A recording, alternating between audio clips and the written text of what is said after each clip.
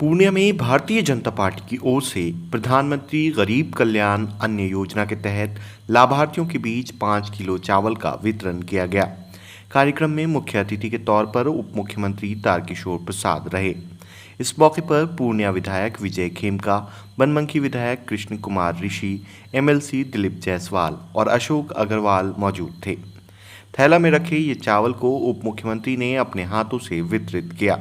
वहीं इस मौके पर तारकिशोर प्रसाद ने कहा कि समाज के गरीब व्यक्ति तक मुफ्त में राशन पहुंचे, इसके लिए प्रधानमंत्री ने इस योजना की शुरुआत की है, जिसका मुख्य उद्देश्य कोरोना काल में रोजगार से हाथ धोने वाले गरीब लोगों को सहायता पहुंचाना है।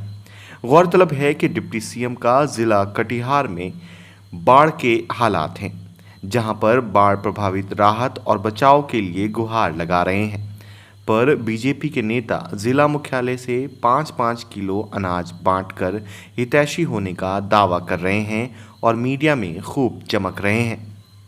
महसूस किया होगा, लगातार आप सबों का सहयोग मिला है। कोरोना संक्रमण के कारण जो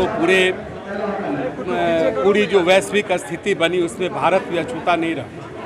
और आपने देखा होगा कि जो हमारे नित्य मजदूरी करने वाले लोग हैं, परिवार हैं, जो प्रतिदिन मजदूरी करके अपना परिवार का पेट पालते हैं, समाज का कमज़ोर वर्ग है, उसको भारत के यशस्वी प्रधानमंत्री ने प्रधानमंत्री गरीब कल्याण अन्न योजना के अंतर्गत जो अंत्योदय कार्डधारी हैं उन्हें 35 किलो प्रति माह, और जो अन्य जो पीपीएफ कार्डधारी हैं उनको प्रत्येक परिवार के प्रत्येक व्यक्ति पर 5 किलो अनाज उनके घर तक निःशुल्क पहुंचाने का काम हमारे प्रधानमंत्री ने किया है।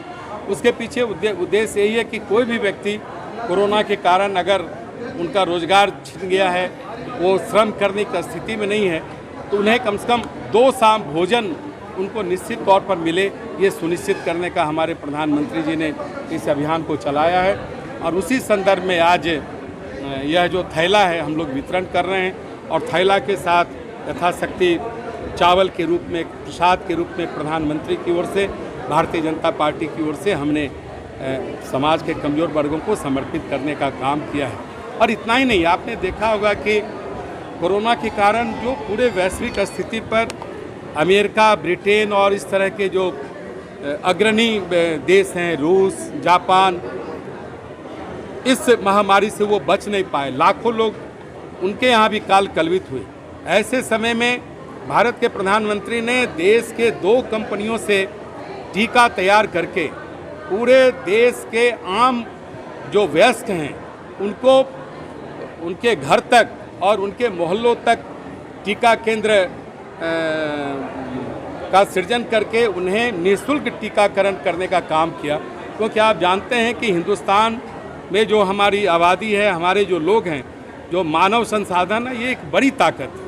अगर मानव संसाधन स्वस्थ होगा, हम अपने राज्य का, अपने देश का बेहतर विकास कर सकते हैं। आपने देखा होगा कि बिहार के माननीय मुख्यमंत्री जी ने भी 6 महीने में 6 करोड़ लोगों के टीकाकरण का अभियान चलाया। केयर इंडिया के द्वारा 9 to 9 लगातार कई जगहों पर टीकाकरण के केंद्र चल रहे हैं। और आपने यह भी देखा होगा कि फेज़ 1 में जो हम लोग मेडिकल ऑक्सीजन या फेज़ 2 में मेडिकल ऑक्सीजन की जो किल्लत महसूस की, उसके कारण जितने भी